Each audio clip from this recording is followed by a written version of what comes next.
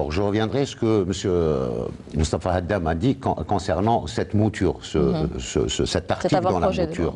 Intervention de l'armée algérienne dans le cadre onusien. La mouture, elle ne dit pas ça. Elle dit l'intervention de l'armée au-delà des frontières. D'accord? Donc c'est pour qu'on reste dans un débat pour donner plus de clarté à la population qui doit, elle aussi, participer à ce débat. Donc, et lire les deux articles. Oui, mais ce n'est pas uniquement dans le cadre onusien. Les deux articles. Moi, j'ai dit que dans le cadre onusien, c'est ce qu'on appelle des opérations techniques, du moins des interventions techniques de police, comme vous l'avez cité, au Cambodge, et ainsi de suite, stabiliser une région, observer un cessez-le-feu. Donc, ce n'est pas rentrer dans le conflit. Et il y a des moments où on dit non, cette guerre ne nous concerne pas. D'accord, comme vous avez cité le Kosovo ou ce qui s'est passé en Bosnie-Herzégovine. Donc, mais le fait, parce que la Bosnie-Herzégovine, si on en parle, c'était l'ONU, d'accord, dans sa résolution, mais c'était l'OTAN qui avait fait fi des résolutions de l'ONU, comme le cas de la Libye aussi. Libye, oui. D'accord. L'OTAN est intervenu. L'OTAN a-t-elle un jour respecté les résolutions? C'est la loi du plus fort. C'est la loi du plus fort. Alors justement, vous dites c'est la loi du plus fort. Est-ce qu'il ne faudrait pas renforcer notre position? Si vous permettez, parce que moi, quand je parle d'une évolution dans le temps. Oui.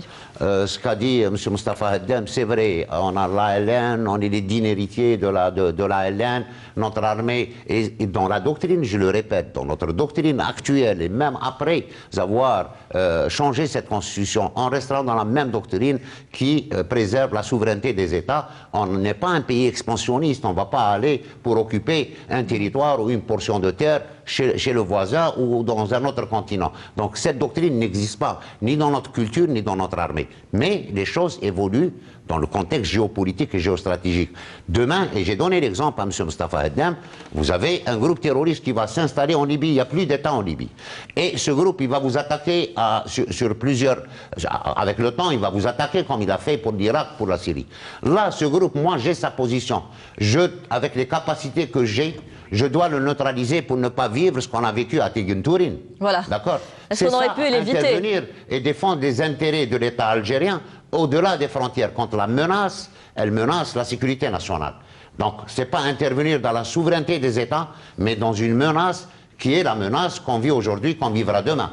Une menace qui n'est pas un État, qui n'est pas, vous rentrez en guerre avec un autre État. Il se peut qu'il y ait aussi ce qu'on appelle des coopérations, dans le cadre des coopérations bilatérales, ce qu'on appelle des accords de défense commune. Oui. Parce qu'il y a l'évolution de la politique, il y a l'évolution de la stratégie, et aujourd'hui ne ressemblera jamais à demain. Et j'ai dit que ce qu'on a vécu ces derniers temps, le monde de demain sera complètement différent et la menace, elle est en train d'évoluer. Donc c'est cet article, et on revient à l'article 7 qui confère le pouvoir au peuple algérien, la preuve.